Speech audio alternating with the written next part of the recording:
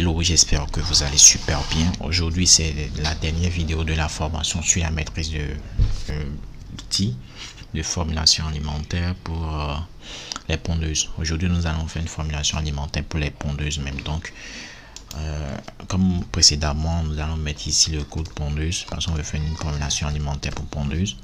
Alors, si on met pondeuse, nous avons l'énergie qui est comprise en 2750, 2775, la protéine 16,518, calcium 3,45 parce que il doit produire des œufs qui ont le calcium va permettre d'avoir une bonne coquille pour que la coquille soit plus dure. La coquille d'œuf soit plus dure, le phosphore 0,45%, la méthionine 0,30% et la lysine 0,72%.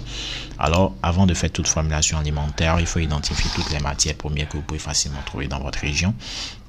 Alors pour cette vidéo, je suppose qu'on a le maïs, le son de blé, le son de riz, la cossette de manioc, la drèche de brasserie, le toutou de soja, la farine d'asticot, la farine de poisson et la coquille d'huître. Donc on a le maïs, je mets 10, nous avons le son de blé, je mets 10, nous avons le son de riz, je mets 10, nous avons la cossette de manioc, je mets 10, la drèche de brasserie, je mets 10, le toutou de soja, je mets 10, la farine d'asticot, je mets 10, la farine de poisson, je mets 10 et la coquille d'huître aussi, et là, je mets 10.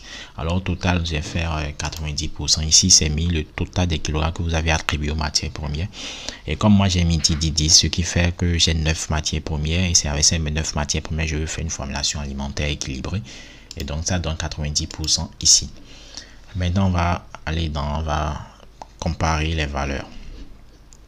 L'énergie, c'est de 2750 à 2775. On la valeur de notre formulation alimentaire de 2166. C'est trop bas, on va revoir. Pour la protéine, nous avons 0,88 pour notre formulation alimentaire. Et pour la valeur limite, c'est comprise entre 16,5 et 18. On va revoir. Pour le calcium, nous avons 4,52 pour la valeur limite, pour la valeur de notre formulation alimentaire. Et pour la valeur limite, nous avons 3,45. On va revoir. Pour le phosphore, nous avons 0,60 pour la valeur de notre formulation alimentaire. Et pour la valeur limite, nous avons 0,45. On va aussi revoir un peu. Pour la méthionine, nous avons 0,29 pour notre formulation. Et pour la valeur limite, nous avons 0,30. C'est dans les normes. Pour la lysine, nous avons 0,72 pour la valeur limite. Et pour notre formulation alimentaire, nous avons 1,08. On va un peu revoir les matières premières. Les kilogrammes des matières premières. Alors, on va commencer d'abord par le calcium. Le calcium, c'est 4,52. La valeur limite est 3,45. Alors là, on va aller directement dans la partie. Là, on a donné des kilogrammes pour la coquille d'huître. Puis, c'est la coquille d'huître qui est vraiment riche en calcium. Donc, vous avez vu ici, la coquille d'huître, c'est 350% qu'il y a d'antikilogrammes. Et c'est plus riche ici. Donc, nous allons revoir, nous allons diminuer à 5 pour voir. Alors, si on diminue à 5, on a 2,73. C'est encore trop bas. Nous allons mettre à 6. Alors, si on met un 6, on a 3,11. Là, on laisse ça carrément à 8. Donc, si on laisse à 8, on a 3,83 à 7. 3,47. Là, nous sommes dans les normes pour le calcium. Alors, pour la protéine, c'est 21,60 pour notre formulation alimentaire et la valeur limite est de 16,5 à 18. Alors, on va diminuer les kilogrammes des matières premières riches en protéines. Et c'est pour le faire. Au niveau on va identifier d'abord les matières premières riches en protéines. Et là, nous avons la farine de poisson, nous avons la farine d'asticot, nous avons le toutou de soja, qui sont les principales matières qui sont riches en protéines. Donc, on va diminuer un peu ces matières. Nous allons mettre 7 au niveau de Dieu. On a fait 1,62 ici. Pour la farine d'asticot, on va mettre 7. On a maintenant 19,69. Or, c'est copié en 16,5 et 18. On va encore revoir. Pour la farine de poisson, on va mettre 7. Alors, si on met 7, on est à 19,40. 19,14 du moins. 19,14. Donc, on laisse ça comme ça d'abord. Et on agit sur l'énergie. L'énergie, c'est compris en 2750 et 2775. On la valeur de notre formulation alimentaire 2286. C'est trop bas, trop bas. Alors, on va revoir aussi les matières premières riches en énergie. Et pour les matières premières riches en énergie, on le sait déjà, nous avons le maïs, nous avons le son de blé, le son de riz, et nous avons la cossette de manioc également. Donc, pour augmenter, là, au niveau de 10, nous allons mettre par exemple 20. Et si on met 20, 2400. Son de blé, nous allons son de blé plus riche. Donc, après le maïs, nous avons le son du riz qui est riche en énergie. Donc, au lieu de 10, là, on va mettre aussi 20. Alors si on met 20, on se retrouve à 2564. On peut toujours agir. On peut toujours agir. Donc au niveau de 20, au niveau de maïs aussi, on peut mettre par exemple 30. Au niveau de son de riz, on va mettre 30. Alors on a 2748, ce qui est toujours bas, comparé à l'intervalle. Et ici, son de blé, on va diminuer à 5. Alors si on diminue à 5, on a 2790 ici, qui est compris entre des valeurs là, 2750 et 2775. La protéine de 16,55 qui nous sommes dans les normes ici. Le calcium, nous avons 2,56, la valeur limite est 3,45. Donc au niveau de, on va revoir aussi, on va mettre 8 là pour voir si on est dans les normes. Donc si on est à 2,84, on met 8,5,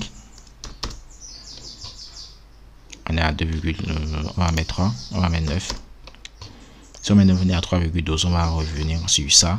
Pour les autres, c'est bon.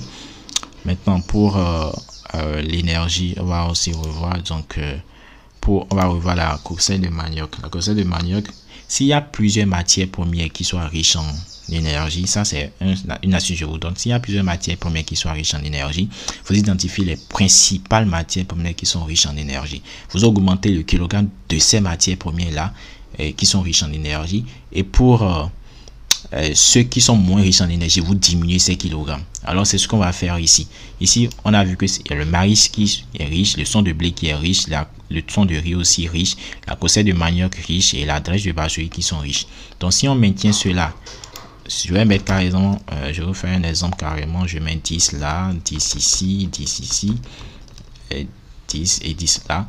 Si vous voulez voir les matières premières qui sont, et puis vu que c'est les mêmes valeurs, vous avez vu le maïs est plus riche, ça se fait 34 000, le son de blé 18 100, le son de riz 39 000, la courcelle de manioc 28 500 et la drèche de brasserie 19 800. Donc parmi ces matières premières, nous avons le son de riz, le maïs et la courcelle de manioc qui soit riche. Donc vous pouvez décider d'augmenter les kilogrammes des matières premières qui sont plus riches, que ça soit dans le son de riz et le son de maïs, et pour les autres vous diminuez. Vous allez voir, la quantité en énergie va augmenter.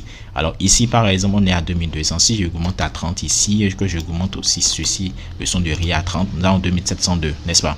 Maintenant pour que ça augmente, on ne peut pas augmenter les valeurs qui sont moins riches, on va les diminuer. Donc si on met 5 là, vous avez vu, avant c'était à 2702, mais si on diminue la valeur de son du blé qui est moins riche en énergie et on met 5 par exemple, vous avez vu, ça a augmenté 2741.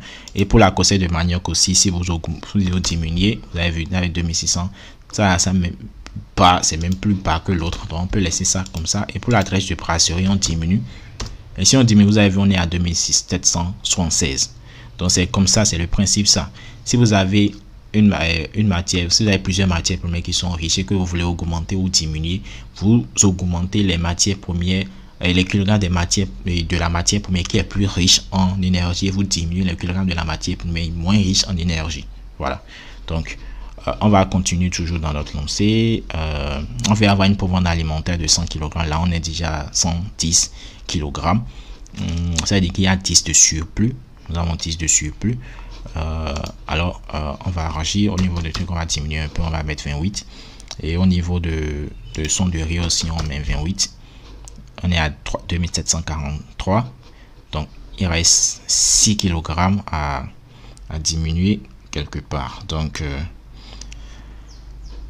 au niveau de Toto et la drèche de brasserie, une fois que c'est pas, on veut augmenter la quantité d'énergie ici, on va mettre par exemple 3 pour diminuer carrément 2, on va mettre par exemple 2,5.